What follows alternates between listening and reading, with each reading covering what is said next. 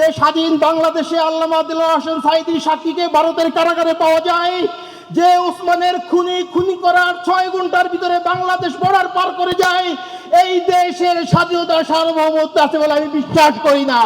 ওসমান হাদি সাহাবাকে দাঁড়িয়ে বলছিলেন, এ আল্লাহর জমিনে আমরা কাউকে ভয় পাই না।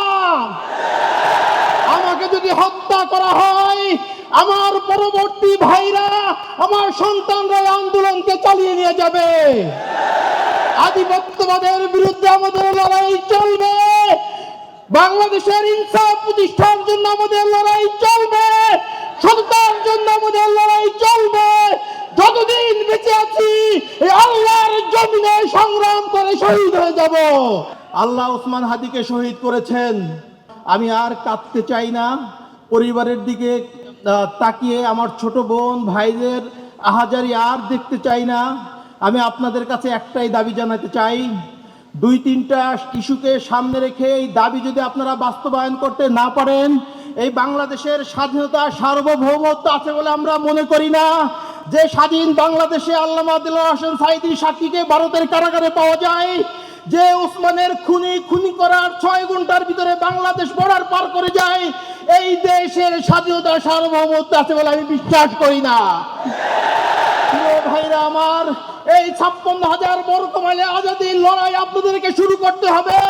এই মুসলিম বঙ্গে মানুষের মুক্তি আসা না পর্যন্ত আপনারা করে ফিরে যাবেন না, আমাকে ওয়াদা করেন। ভাইরা আমার, বিগত 16 বছর ফ্যাসিস্টদের কারণে মানুষের বাক স্বাধীনতা নষ্ট হয়েছে, মানুষের মৌলিক অধিকার নষ্ট হয়েছে, মানুষের জীবনের কোনো নিরাপত্তা নাই। আমরা ঠিক সেই আশঙ্কাই করতেছি, আবার সেই ভয়ের রাজ্যে বসবাস করার দিকে যাচ্ছি। আমাদেরকে মানুষ ভয় দেখাচ্ছে, সামনে নির্বাচন, তোমরা এই খুনের দাবি তুলিও না, এদেশে আবার কোন সরকার ক্ষমতায় আসবে, তারা তোমাদেরকে কথা বলতে দিবে না। আমি আপনাদের কাছে বলতে চাই, কোন সরকার ক্ষমতায় আসবে কি আসবে না সেই সিদ্ধান্ত জনগণ নিবে। যদি আপনারাই কোন সরকার ক্ষমতায় আসবে আওয়ামী লীগের মডেলে নির্বাচন করে আবার আধিপত্যবাদীদের ক্ষমতায় আনতে দেন, এর জন্য আপনারাই দায়ী থাকবেন।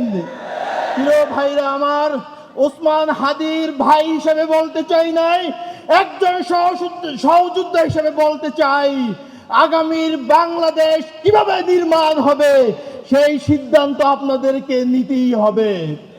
আপনারা যদি এখান থেকে পিছপা হন, কোন ধরনের আঘাত করতে চান, পার্শ্ববর্তী রাষ্ট্র হোক, বাংলাদেশের মধ্যে কোন ডিপ স্টেট হোক, কার সাথে যদি আপনারা আঘাত করে আবার এদেশে ফাঁসিবাদ কায়েম করতে যদি সহযোগিতা করেন, আল্লাহর কাছে আপনারা দায়ী থাকবেন।